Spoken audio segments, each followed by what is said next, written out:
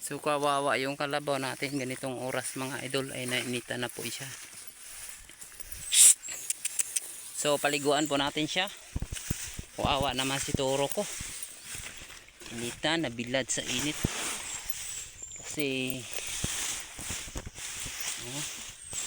wala ko, naka ano siya, pumunta siya doon sa ano, sa malamig na bagay, na bahin. Ito na, kinuha na natin mga idol, bit nating lubid na to, turo natin na initan. Li, shh. Shh. Mabait po ito mga idol. Shh. Ayan, shh. Atin na paliguan sa malalim na paliguan doon. Shh. Please, shh. Tay, barab-barab ka pa. Sabi mo ang init na, saka kumain ka pa. Maya ka na kumain kasi.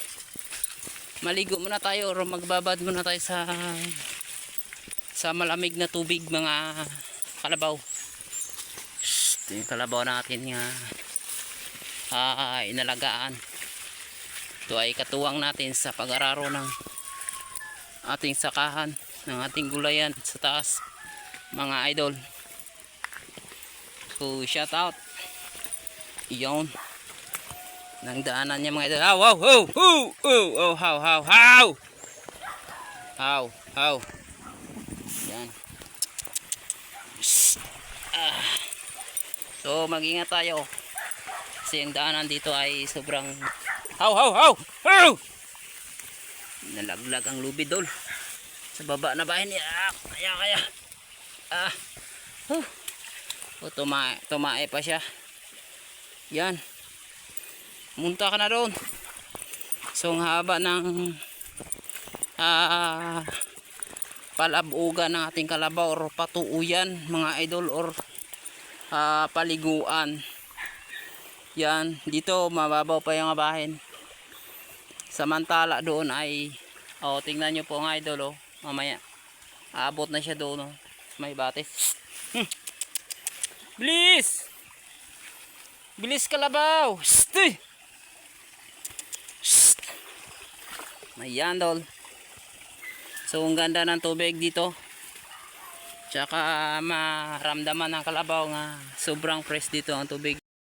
Nakabalot pa ako na mukha ko kasi kagaling po namin na mitas ng piling labuyo. Tsaka ang kalabaw ko pala ay nakalimutan ko sa palabog or patuoy sa babad sa tubig niya, paliguan niya dito. So dito na po tayo. Ayan, ang ganda-ganda, di ba? Sobrang linis mga idol, wala tong putik masyado at walang mga bato ang bagay na hindi natin bagay nga paliguan natin ating kalabaw. Sige, thank you very much.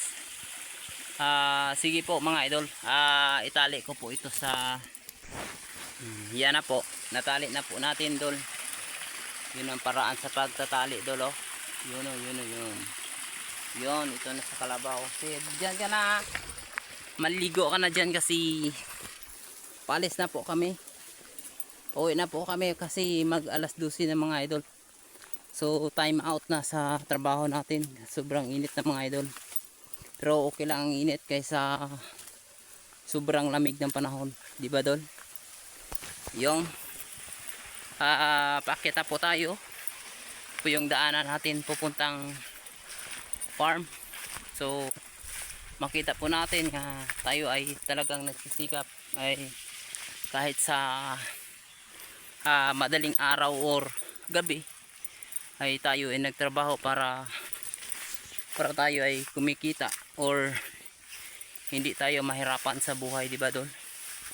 So makakain lamang ng 3 times a day mga idol at matustusan ang mga pangangailangan ng ating family or family needs mga idol. So shout out sa mga nanonood na mga solid followers or solid subscribers sa aking YouTube channel. Thank you very much, and sana po wag po kayong alanganin sa pagpanood o pagsubaybay sa aking videos. Thank you very much and God bless. Bye bye.